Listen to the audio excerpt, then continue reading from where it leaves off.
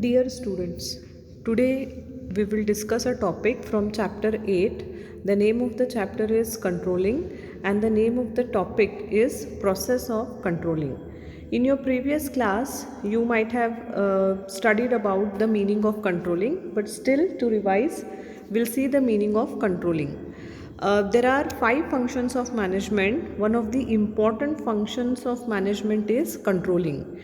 It is a primary function of every manager, be it top level, middle level, or lower level of management. Controlling is must, and it is one of the important function which keeps the records of all the whether planned activities are fruitfully implemented and the results are achieved or no. That we check it only in the process of controlling or only with the help of function of management, that is controlling. Controlling means ensuring that activities in an organization are performed as per the plans. Controlling also ensures that an organization's resources are being used effectively and efficiently for the achievement of predetermined goals. In the first function of management, we decide the objectives, we decide the purpose of the organization, we set some targets, and it is the last function of management, controlling, through which we get to know whatever plans, whatever objectives we have decided in first function of the management, whether we have achieved them or no, we will get to know from the last function of management, that is controlling. So controlling means ensuring that activities in an organization are performed as per the plans or no. There is a process. We'll see there are 5 steps in the process of controlling. First one is setting performance standards. Second one is measurement of actual performance. Third one is comparing the actual performance with the set standards. Fourth one is analyzing deviations. Deviations means change, difference. And last one is taking corrective action. First one is setting performance standards. This is the first step in the process of controlling. So whenever any job is given to the employee, some targets are fixed, some standards are fixed. So that is the first step in the process of controlling. Now what do you mean by standards? Standards are nothing but yardsticks, some targets, some benchmarks to perform a particular task. So standards are the criteria against which actual performance would be measured. Suppose employee at the bottom level, he is manufacturing 12 units per day, but what exactly the standard is been set by the supervisor or by the foreman or by the manager, that we need to check. Those standards are nothing but some benchmarks, some targets, or even we say some particular that is some particular way of maintaining standards that need to be set. So standards can be set in both, that is quantitative standards and qualitative standards. Examples of quantitative standards are standards set in terms of cost to be incurred, revenue to be earned, product units to be produced and sold, time to be spent in performing a task. There are 2 types of standards can be set. First one is quantitative standards, where we can measure in terms of quantity, in terms of money, in terms of time, or in terms of number of units. That is something we can set in numbers. That is what we call it as quantitative standards. There are many examples are there. Quantitative standards: how much money is incurred for manufacturing a unit, how many units can be manufactured in a day, how much time is required to manufacture per unit. So we are setting some standards which is in number, that is volume, time and number of units. Same way, now there are some activities in the organization where volume or units or time cannot be set such standards, we call them as qualitative standards. So what are the examples of qualitative standards? Standards like improving goodwill, motivation of the employees. Now you cannot say that 75%, you cannot specify in number the motivation of employees, the improve, that is increase in the goodwill of the company, like that. So such standards we call them as qualitative standards. So first step in the process of controlling is setting standards for each activity or each work in the organization. That itself we call it as setting standards. Second one is measurement of actual performance. So once the target is given to the employees, the second thing is what actually the employee has performed. So that is what we call it as actual performance, and this actual performance need to be evaluated, need to be measured. Once performance standards are set, the next step is measurement of actual performance. Performance should be measured in an objective and reliable manner. You cannot set random standards. Standards need to be set depending upon which tells the capacity of the employee. Now the capacity of the employee is to manufacture only 10 units, and you have randomly you have set a standard like 15 units he need to manufacture per day, which is highly which is not at all practical, or which is not at all reliable. So performance should be measured in an objective and reliable manner. Now how actual performance is to be measured in the organization? There are different ways. Personal observation. Your manager observes your activities, your supervisor observes the activities of the employees. Then sample checking. The employee manufactures so many number of units, but randomly some units might be checked by the supervisor. That is what we call it as sample checking. Performance reports. The employees, after completing the task, he needs to submit his performance report to his superior or his boss. Those reports can be used for measuring the actual performance.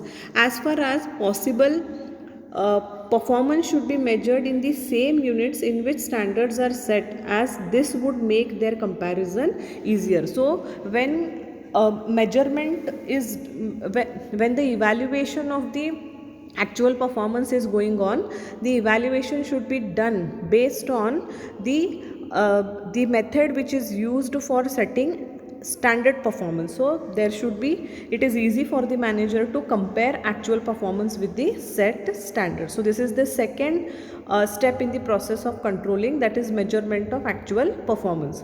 Third one is comparing actual performance with standards. So first step is you have set the standards for each and every job in the organization, or for each and every activity of the organization. Second one is you have measured the actual performance of the employees. So now you will, in the third step, you will compare actual performance with the set standards. This step involves comparison of actual performance with the standards. Such comparison will reveal the deviation between actual and desired results. Comparison becomes easier when standards are set in quantitative terms. As I said, if the standards are in terms of quantity or in terms of quantitative measures, it is easy to measure the performance. But if it is qualitative standards, then it is very difficult to compare the actual with the set standards. Here, for example, performance of a worker in terms of units produced in a week can be easily measured against the standard output for the week. Suppose for an employee, in a week he has received from his supervisor, he need to manufacture 50 units in a week. So it is his set standards. He might have produced 55 units, or exactly 50 units, or less than 50 units. It is very easy to compare his actual standards with the set standards. Fourth one is analyzing deviations. Deviations means difference between the actual performance and set standards. Some deviation in performance can be expected in all activities. Now there are three types of deviations. First one is zero deviation, negative deviation, and positive deviation. What is zero deviation? Suppose actual performance is 50 and set standard performance is also 50. It means there is zero deviation. Actual and set both are same. Suppose actual performance is 50. If suppose standard performance is 50 and actual performance is 55, it is positive deviation, means employee has excelled in his work, so there is no need to work. Employee will be his work will be appreciated and he will be recognized in the organization. That is what we call it as positive deviation. Suppose if the actual performance the set standard is 50 and the actual performance is 48, less than the standard performance, then we call it as a negative deviation, means it is matter to worry for the organization. So deviations needs to be found when controlling process takes place, and this is why we call it as analyzing deviations. Deviations can be analyzed in two ways. That is, there are two techniques where deviations are handled in the organization. First one is critical point control and second one is management by exception. We'll see first one, that is critical point control.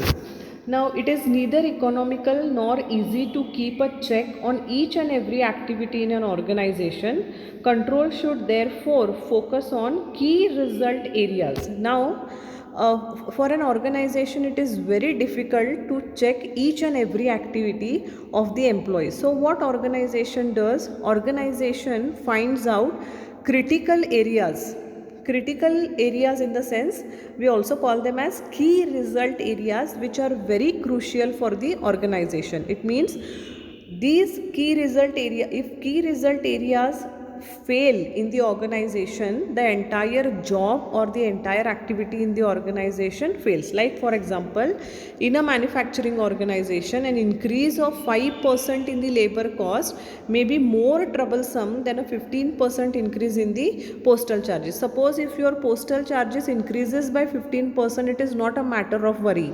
But if your labor cost of labor increases by 5%, then it is a matter of worry. So organization finds out key result areas, and if anything goes wrong with these critical points, your entire work goes wrong. So this is the best method of controlling the activities in the organization.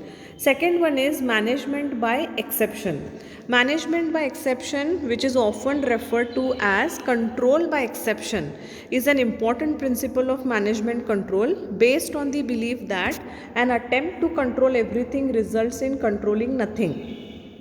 Thus, only significant deviations which go beyond the permissible limit should be brought to the notice of the management. It means, suppose I have given you the example of negative deviation. That is, what is negative deviation? The set standard is 50 units per week to be manufactured by an employee. The units to be manufactured by an employee is 50 units and he has manufactured 48 units. Now, he has not done any mistake. Might be that particular week there was a power failure or there was some problem with the machinery. That is the reason he has not reached this set standard, that is 50. Now, this is what we call it as management by exception. So all the activities need not to be controlled by the manager in the organization. Only significant deviations which is a matter of worry, only those significant deviations are given attention and the problem will be solved. Last one is taking corrective action. So if deviations goes beyond the control, that is they are not negligible, they are a matter of worry, at that time management takes necessary corrective action. The final step in the controlling process is taking corrective action. No corrective action is required when the deviations are within acceptable limits. However, when the deviations go beyond the acceptable range, especially in the important areas, it demands immediate managerial attention so that deviations do not occur again and standards are accomplished. Suppose the same example we will take, 5% increase in the labor cost. It is a matter of worry to the management. So such increase in labor cost, here management pays attention, immediate attention, and they finds out the reason why the labor cost has increased, and they will find out the solution, that is they will take the corrective action. Corrective action might involve training of employees. If employees productivity has gone down, then training will come into picture. If a project is running behind schedule, corrective action might involve assigning of additional workers and equipments to the project and permission for overtime of work. Suppose the project, important project which the management has got, and it is getting delayed, they'll find out the reasons why it is getting delayed, and immediate action will be, they will ask the existing employees to go for overtime, do some extra work, then they may have some new equipments, and they may also increase the number of employees.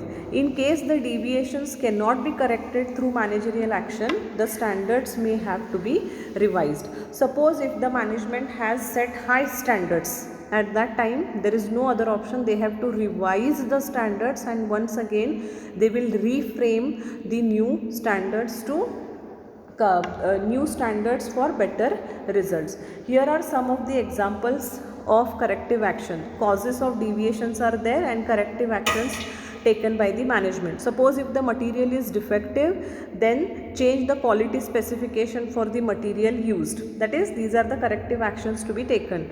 If there is a defective machinery, repair the existing machine or replace the machine if it cannot be repaired. Or if the machinery is outdated, obsolete machinery, if the machinery is outdated, then technology upgradation will be done, that is new machinery will be installed. Defective process, modify the existing process. Defective physical conditions of work, improve the physical conditions of work. So these are some of the corrective actions and causes of deviation. So controlling process, there are 5 steps in the process of controlling. First one is setting performance standards. Second one is measurement of actual performance. Third one is comparison of actual performance with the standards.